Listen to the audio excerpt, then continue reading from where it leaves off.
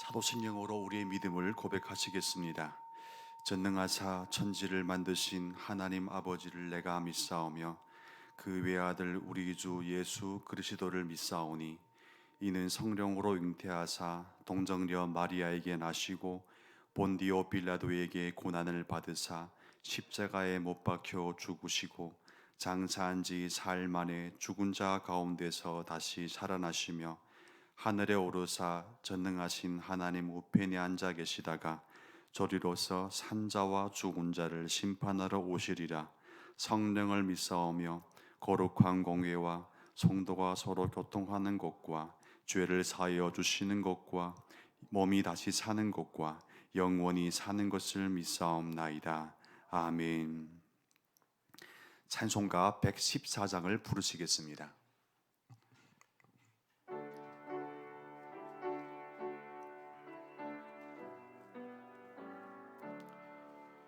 그 어린 주 예수를 자리없어 그 귀하신 몸이 구유에 있네. 저 하늘의 별들 반짝이는데 그 어린 주 예수 꼴 위에 자네. 저 육축 소리에 아기 잠깨나 그 순하신 예수 오시지 않네. 귀하신 예수를 나 사랑하니 새날이 밝도록 함께 하소서. 주 예수 내 곁에 가까이 계셔 그 한없는 사랑을 베푸시고 온 세상 아기를 다 품어주사 주 품 안에 안겨 살게 하소서. 아멘. 아멘. 함께 보실 말씀은 신약성경 누가복음 1장 5절로부터 7절까지 말씀이 되겠습니다. 신약성경 누가복음 1장 5절로부터 7절까지 말씀을 보시겠습니다.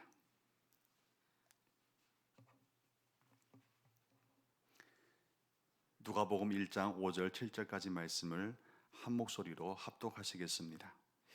유대왕 헤롯 때에 아비야 반열에 제사장 한 사람이 있었으니 이름은 사가랴요 그의 아내는 아론의 자손이니 이름은 엘리사벳이라.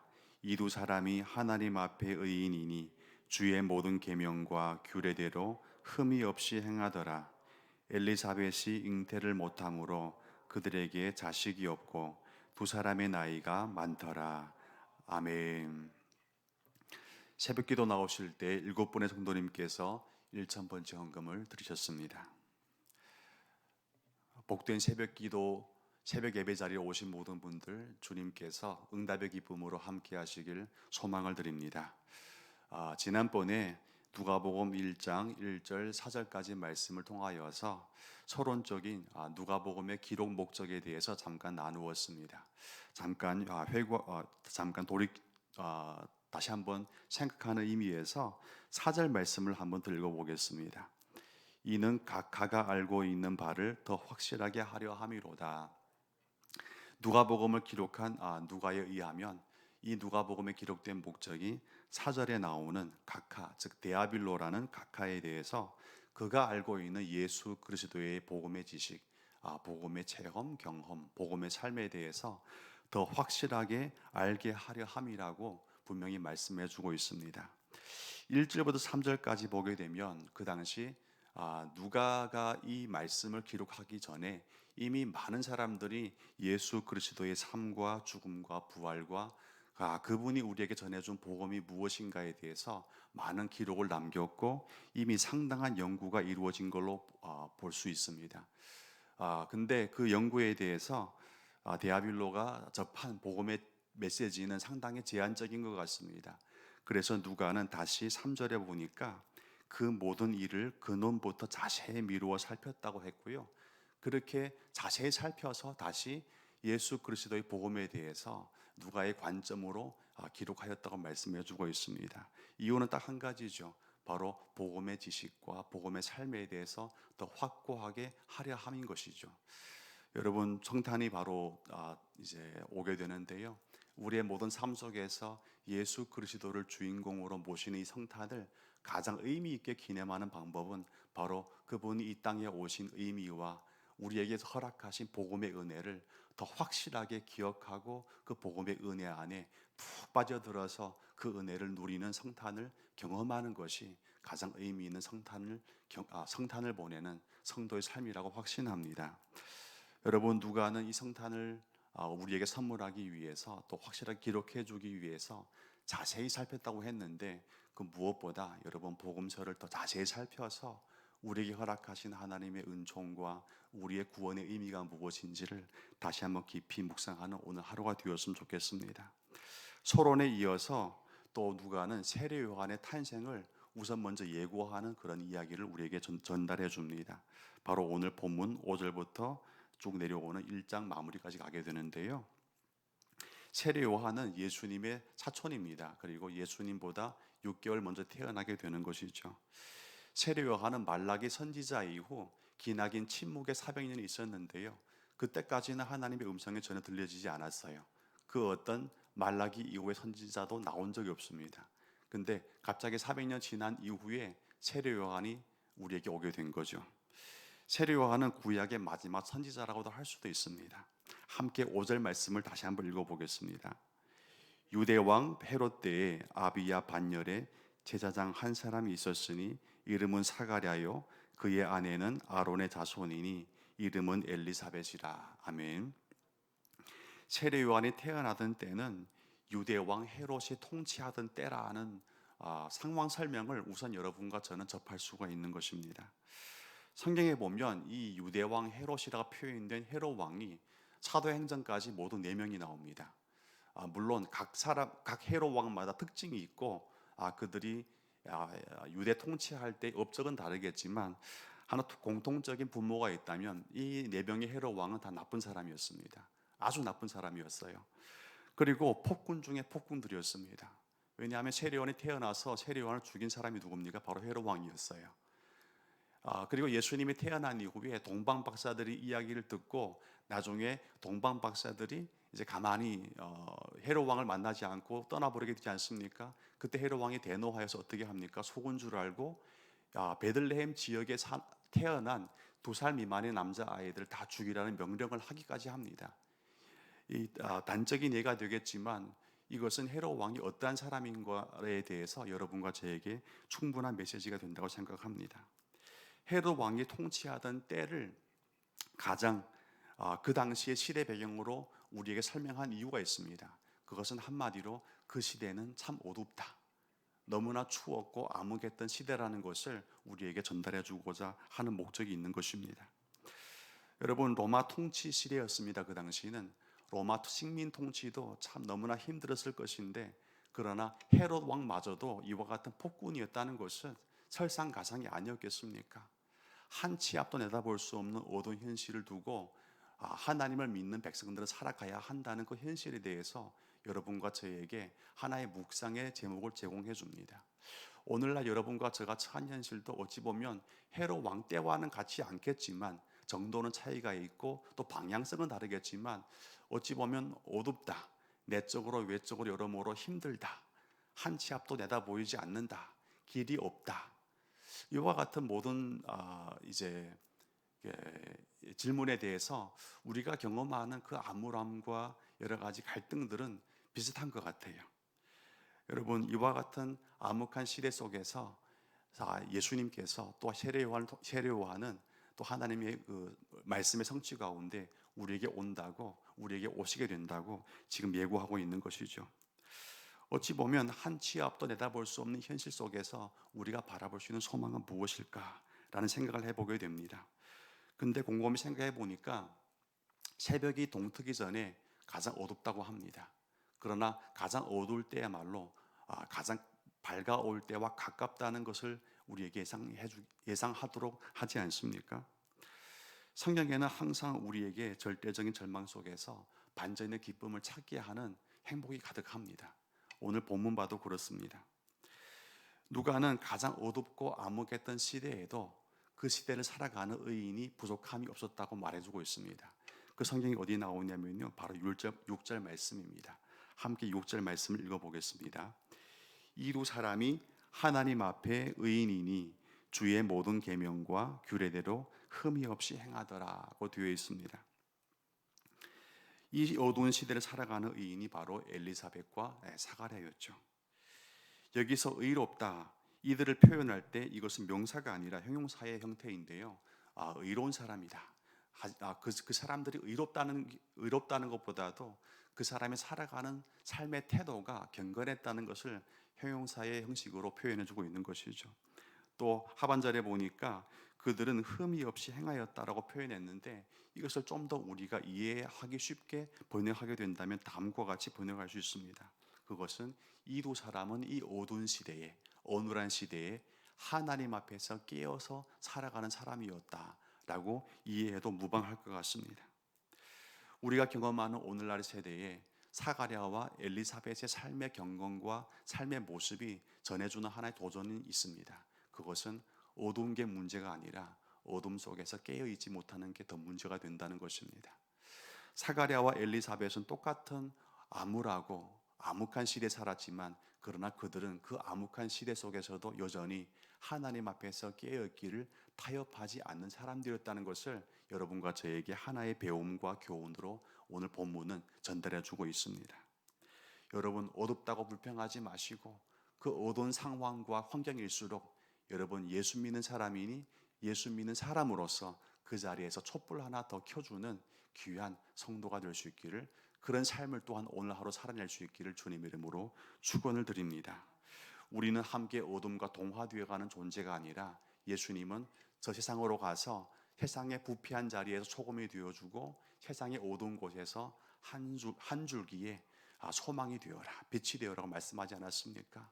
여러분, 뉴스와 모든 세상의 소식 때문에 우리의 탄식 소리가 먼저 나오는 게 아니라 그 모든 스트레스와 그 모든 좌절감과 절망의 모든 소식 속에서 우리는 그 안에서 더욱더 기도하고 하나님 앞에서 깨어있기를 더욱더 다짐하는 성도가 되어야 할 것입니다.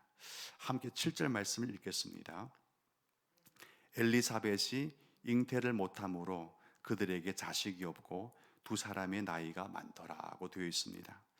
7절 말씀에 보면 생략되어 있는 접속사가 하나 있습니다. 접속사가 뭐냐면 그러나, 그런데라는 접속사가 생략되어 있습니다. 물론 원문 성경에 나와 있지만 우리말 번역에 나와 있지 않습니다. 그러나라는 접속사는 6절 말씀 보니까 이 두 사람의 삶이 얼마나 부럽습니까? 참 어두웠고 암흑했던 시대 속에서도 하나님 앞에 깨어있기를 타협하지 않은 사람들, 대단히 멋있지 않습니까? 그런데 이렇게 멋진 사람들의 인생 속에서도 그러나, 그런데 이것은 하나의 반전을 의미합니다. 또 하나의 갈등을 예상케 합니다. 그 갈등은 무엇입니까? 7절 말씀 보면 의롭고 경건했던 하나님 앞에서 깨어있기를 타협함이 없었던 이 두 사람에게도 갈등이 있었는데 그 갈등의 내용인즉 바로 잉태하는 복이 없었다는 것입니다. 경건한 사람이었는데도 아이를 낳는 복이 없다는 것은 어찌 보면 여러분과 제가 생각하듯 잘 믿는 사람이 당연히 받아야 하는 복, 누려야 하는 복과는 좀 거리감이 있는 것 같습니다. 우리가 당연히 생각하는 것은 기도 열심히 했기 때문에 봉사도 열심히 하고 헌금 열심히 내고 또 말씀 열심히 읽고 당연히 또 전도도 열심히 하고 하면 하나님께서 우리 인생 앞에 탄탄대로를 열어주셔야 되는데 뭐 경부 고속도로를 타고 가는 것처럼 부산까지 막 계속 질주를 해야 되는데 그럼에도 불구하고 성경은 항상 예기치 못한 그런 메시지로 예수 믿는 사람들의 참된 복은 그런 것이 아니라고 우리에게 못 박아주고 있다는 것이죠. 그럴 때마다 참 마음이 답답하고 아픕니다. 여러모로 사가랴와 엘리사벳의 상황은 저에게는 발생하지 않았지만 그럼에도 이런 본문 읽을 때마다 마음이 참 여러모로 아쉽습니다. 하나님께서 예수 믿는 사람들의 형통함이 이런 것이다 라고 우리가 생각하는 방식대로 길을 열어주시면 얼마나 좋겠습니까? 그러나 하나님은 그렇게 우리에게 응답하지 않는다는 것에 대해서는 여러분과 저가 미리미리 갈등을 예상할 수 있어야만 합니다. 사가랴와 엘리사벳은 아이를 낳지 못하였습니다. 어찌 보면 잉태하는 것은 그 누구에게도 평범하게 누리는 삶의 현실이 아니겠습니까? 기쁨이 아니겠습니까? 아이를 잘 키우는 것도 참 그 얼마나 큰 복입니까? 그럼에도 불구하고 이 두 사람에게는 그와 같은 행복이 없었다는 것입니다. 이게 큰 시험거리가 되지 않을까요? 그러나 7절에서 말하는 예수 잘 믿고 하나님 잘 따르는 사람들이 다가오는 이 갈등 속에서도 여러분과 제가 배워야 하는 하나의 교훈이 있습니다. 그것이 무엇일까요? 우리 본문 보니까 그러나 잉태를 못하는 갈등이 있었지만 그럼에도 이 두 사람은 여전히 하나님 앞에서 깨어 있었다는 것이죠.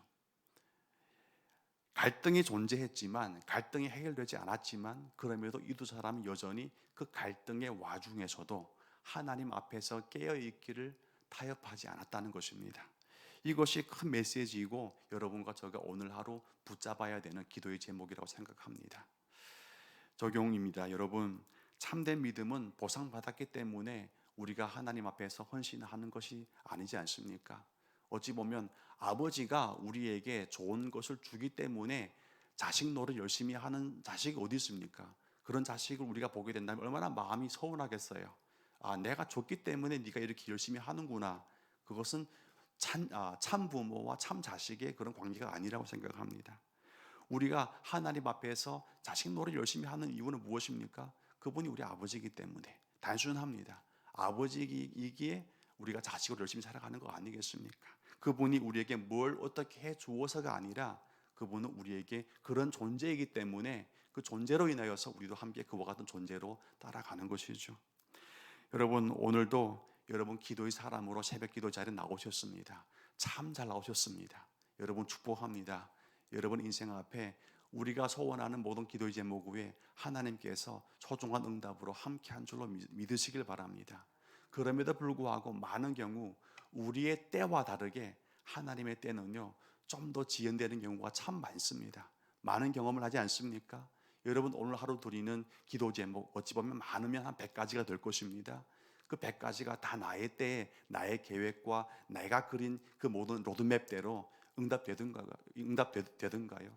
절대 다수는 그렇지 않습니다. 항상 하나님의 때는요 우리의 때와 타이밍이 좀 차이가 너무나 많은 것 같아요. 여러분 오늘 기도의 사람으로 깨어서 살아갈지라도 나의 때에 하나님의 응답이 보이지 않을 수도 있습니다. 그럼에도 불구하고 여러분 실망하지 마십시오. 왜냐하면 내가 원하는 방식대로 내가 원하는 시간과 타이밍에 하나님이 응답해 주지 않는다고 우리가 실망하지 않아도 되는 이유는 하나님은 반드시 그분의 때에 그분의 때까지 우리를 보존하시고 또 보호하시며 그분의 때에 반드시 우리로 하여금 하나님께서 응답하시는 기쁨을 맛보아 알게 한다는 것이죠.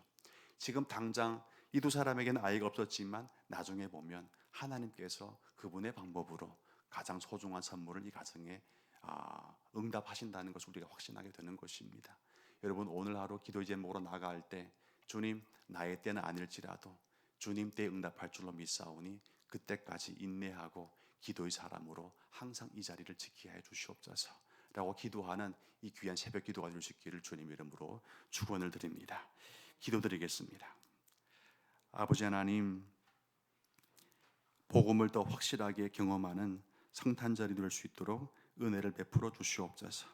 그러하기 위해서 마냥 기도만 하는 것이 아니라 기도한 이후에 하나님께서 말씀으로 기록한 이 모든 기록들을 면밀하게 살피는 묵상의 사람들로 하나님 성별하여 주시옵소서.